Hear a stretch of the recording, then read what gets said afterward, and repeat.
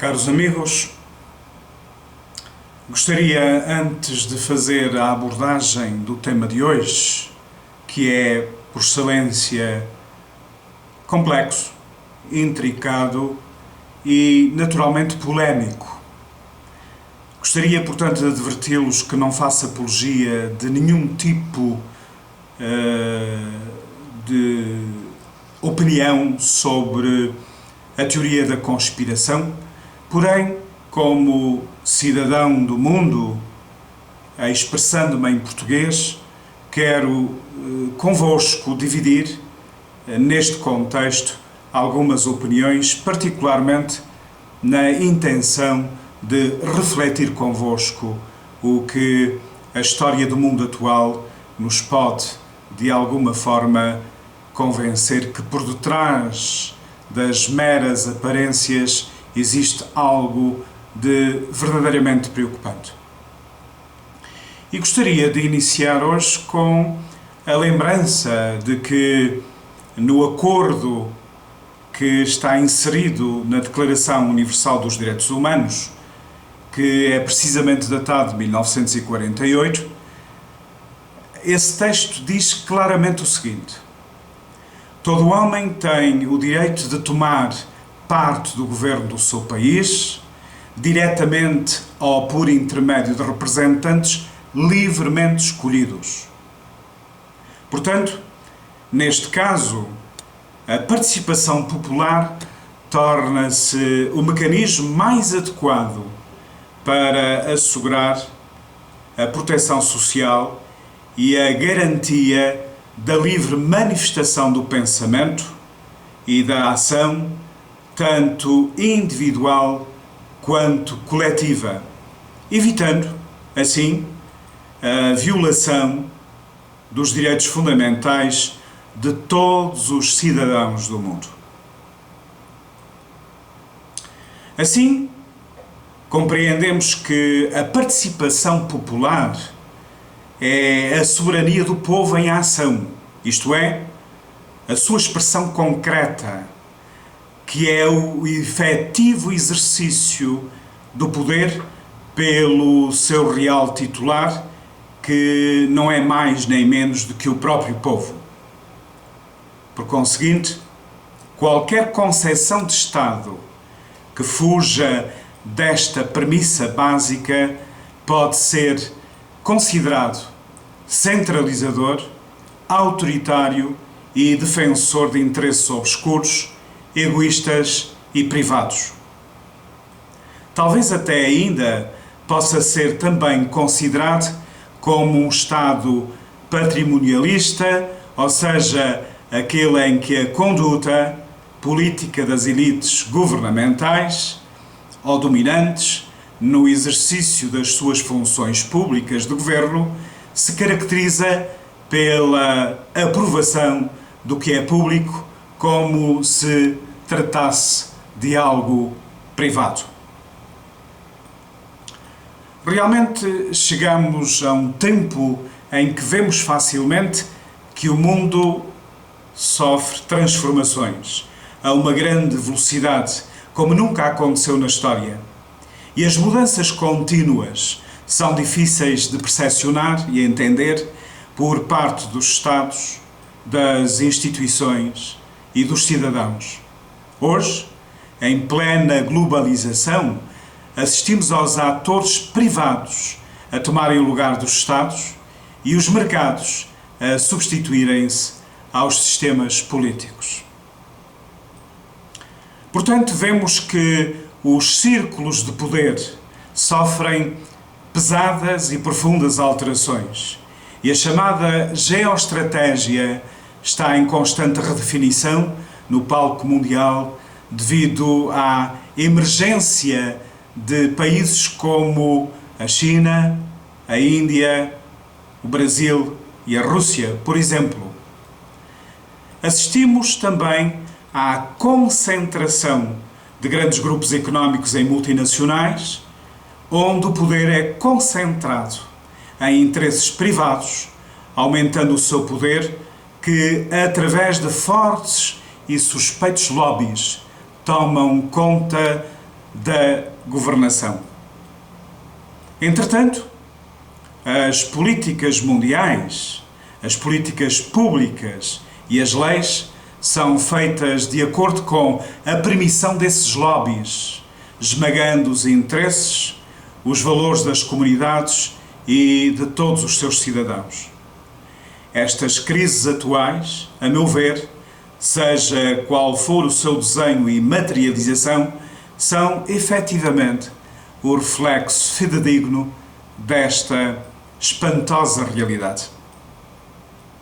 Temos hoje as principais instituições mundiais infiltradas pelos interesses dos mercados financeiros, que vergam os governos nacionais na adoção de políticas tendentes a servir as intenções dos grandes lobbies. A revolução de que as sociedades estão a ser alvos, como em Portugal e no contexto europeu, tem como objetivos principais a redução generalizada dos salários, o desaparecimento de empresas, a criação de uma grande massa de desempregados e, finalmente, o depauperamento geral dos países. A principal fonte de corrupção está identificada e envolve elevadas verbas e reside, sobretudo, no financiamento dos partidos por empresas a troco do respectivo favorecimento quando esses mesmos partidos alcançam o poder. É perfeitamente perceptível a estreita conexão entre o sistema económico e o financiamento do sistema político através do financiamento dos partidos políticos como interlocutores privilegiados de acesso ao poder. Por outro lado, temos a legislação feita pelos deputados, que é perfeitamente imperceptível, com muitas regras para ninguém perceber nada, muitas exceções para beneficiar os bons, os amigos e um ilimitado poder discricionário para quem aplica a própria lei. A lei é feita à medida para poder ser enganada pelos advogados que a cozinham. Os representantes do povo estão ao serviço de quem os financiou e não de quem os elegeu, sendo a lei do financiamento dos partidos uma autêntica vergonha nacional e internacional.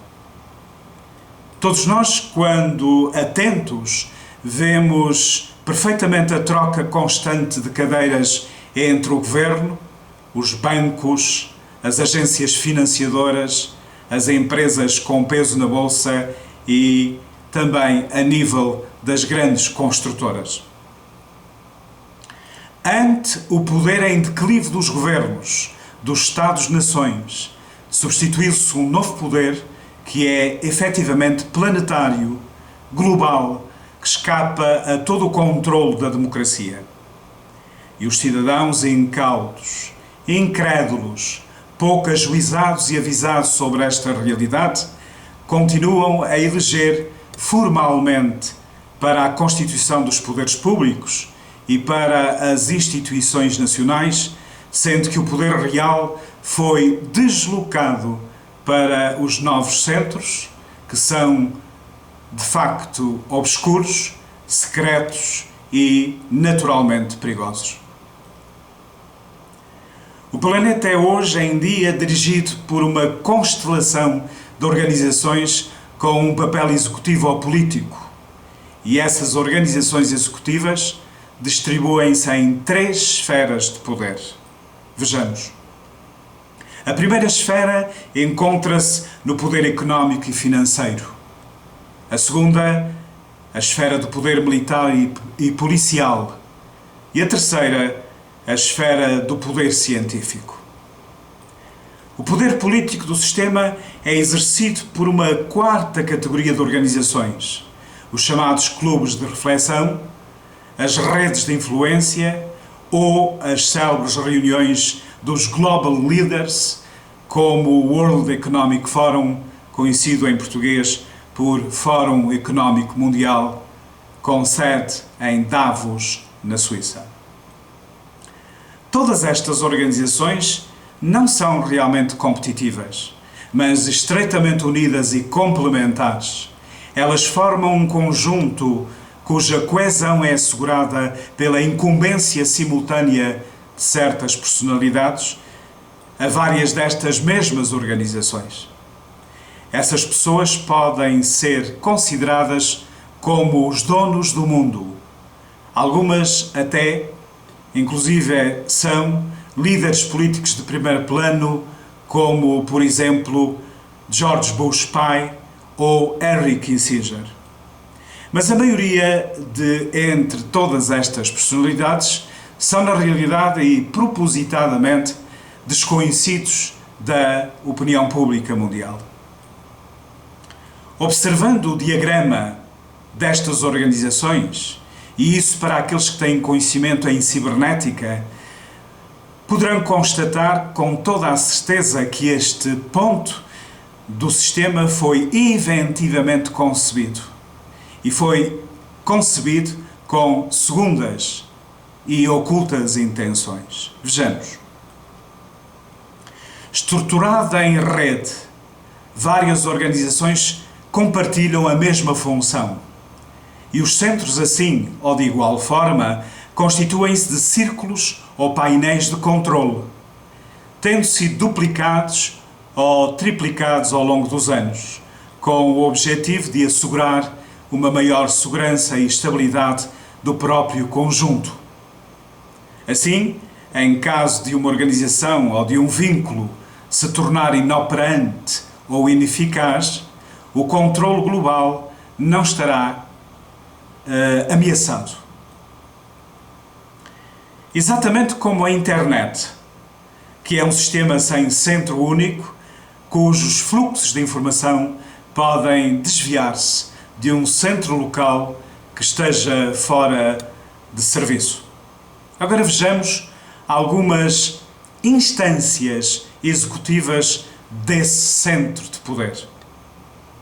Em primeiro lugar, lembro-me de vos dizer que a OCDE, que é uma organização iniciadora do AMI e que concebe as regras do comércio mundial e influi de muito perto na política económica dos países ocidentais, é uma organização que reagrupa 30 países desenvolvidos que compartilham os princípios da economia de mercado. Depois temos também o Fundo Monetário Internacional, o chamado FMI, e o Banco Mundial, que desempenham a economia e o meio ambiente do planeta por intermédio de empréstimos e créditos outorgados aos Estados do Terceiro Mundo, sob a condição que estes apliquem uma política económica de inspiração ultraliberal, com total desprezo pelas realidades humanas ecológicas. Depois temos a Organização Mundial do Comércio, ou seja, a organização designada por OMC ou WTO, que fixa as regras do comércio mundial, reduzindo consideravelmente a margem de decisão dos Estados na área da economia ou do meio ambiente. Em todo este contexto, é necessário também lembrar, categoricamente, a Comissão Europeia ou a Comissão de Bruxelas, que é, em abono da verdade, o governo da União Europeia, na qual os seus membros não são eleitos diretamente. E o público em geral nunca está realmente informado das suas decisões. Grande parte do poder dos Estados foi transferido para esta comissão, que não está submetida a nenhum controle democrático. E para quem não saiba, a legislação europeia representa já, neste momento, mais de 80% das leis aplicadas nos Estados da União. Estas transferências de soberania foram realizadas pelos políticos, tanto da chamada ala da direita como da ala esquerda, com o objetivo de fazer escapar do debate público o essencial das decisões económicas, sociais e meioambientais. Assim mesmo, a Comissão Europeia está fielmente sob a influência dos lobbies industriais, que são os grandes inspiradores da regulamentação europeia. Desta forma, a maioria dos comissários europeus estão estreitamente unidos às multinacionais ou às redes de influência favoráveis ao liberalismo e à mundialização, ou, se quiserem, à globalização. Mas neste contexto e por detrás das cortinas e da fumaça do mesmo, temos os planos de controle global para o futuro. Temos as manipulações genéticas, temos o fim da procriação humana natural, temos ainda o controle dos medicamentos produzidos artificialmente nos laboratórios mais poderosos. E quais são os objetivos? Pois bem, temos por um lado o desenvolvimento de um novo mercado, os dos meninos produtos vendidos por catálogo, com as qualidades físicas e psíquicas proporcionais ao preço de venda, lindos meninos ou meninas inteligentes, vendidos muito caros para os ricos, e meninos feios e ignorantes, vendidos menos caros para os pobres. Temos a criação de humanos mutantes especializados, adaptados ao trabalho e à casta social que se lhes atribui. Temos ainda a modificação genética da natureza humana. Temos a criação de humanos com faculdades mentais realmente selecionadas em laboratório. Temos a limitação genética contra o livre-arbítrio, o anticonformismo e a imaginação humana. Temos a limitação da aptidão à felicidade, ao sentimento de união com os demais e com a natureza. E quais são os meios utilizados? Pois bem, temos uma difusão em massa no meio ambiente de pesticidas, os PCBs, e outros contaminantes conhecidos pelos seus vários efeitos no aumento da esterilidade masculina, e quando suficientes humanos forem estéreis, a única eleição será recorrer à procriação artificial. E a pergunta neste momento: será isto estranho neste momento? Penso que não. Assistimos à vulgarização do recurso às técnicas de procriação artificial, justificando-as por razões médicas. Temos ainda os bebés por veta, as mães de aluguer, as incubadoras para bebés prematuros, nascidos aos 6 meses, etc, etc, etc. Assistimos também à vulgarização das manipulações genéticas, justificadas por razões médicas, terapias genéticas, prevenções genéticas de doenças, etc. Assistimos a um conjunto de propostas que são dadas às pessoas, por exemplo, de trocar a liberdade de procriar contra o acesso à pílula da imortalidade ou da superlongevidade que os laboratórios já oferecem e aperfeiçoaram a partir de um coquetel de hormonas, de vitaminas, de oligoelementos e de certos extratos vegetais. Mas, tomando em conta problemas demográficos e económicos que causa esta futura pílula, o seu acesso estará reservado às pessoas que tenham aceito fazer-se esterilizar. Acrescentamos que, ao longo prazo, o egoísmo das pessoas deverá forçar-lhes a escolher entre a vida eterna antes da possibilidade de ter filhos naturais. Por outra parte, a tentação de aceitar será reforçada entre escolher a vida eterna, como já foi dito, e a tentação de aceitar a possibilidade de escolher sobre o catálogo as características dos seus próprios filhos. Temos, por outro lado, a veracidade do uso dos vírus manipulados geneticamente para incorporar genes modificados no ADN dos indivíduos, sem o seu conhecimento e contra a sua vontade. A mutação genética que falamos e que já está em experiência e aplicação, a meu ver, propagar-se-á exatamente como uma autêntica epidemia, sem restrições, sem limites e naturalmente irreversível. Os laboratórios farmacêuticos poderão assim utilizar este método para criar novas doenças, das quais eles serão os únicos a vender naturalmente os remédios para as curar ou, de novo, manipular. Temos também a introdução de máquinas nos corpos, a nanotecnologia. E quais são os objetivos? Pois bem, os objetivos é o controle dos corpos e dos espíritos por implantes eletrónicos e de próteses biónicas. Criações humanas com funções modificadas. Preparar o terreno para que o público aceite os futuros implantes de localização e de identificação a serem introduzidos sob a pele.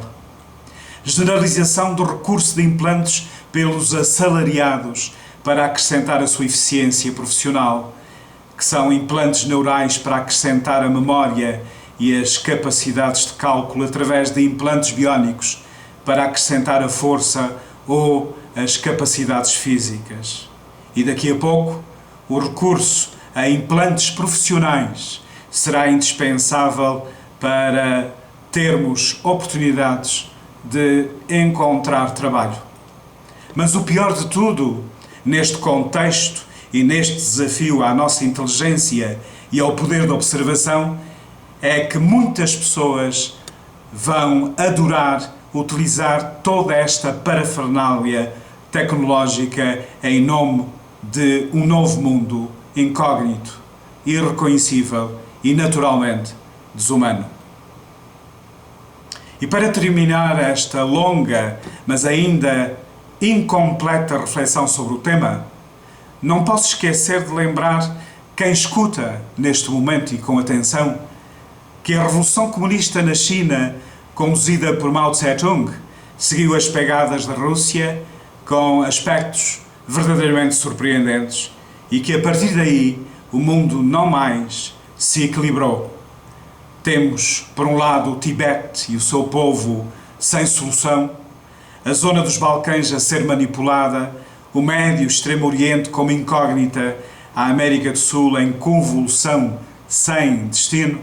Entretanto, o mundo aparentemente distraído, hipocritamente desviado e desviando o olhar, segue uma nova ordem dos cidadãos comuns desconhecida e completamente tida como pertença da chamada teoria da conspiração, na qual perdem pouco a pouco a liberdade de viver, a liberdade de pensar, a liberdade de escolher e, naturalmente, a liberdade de ser feliz. Muito obrigado, uma vez mais, pela vossa atenção.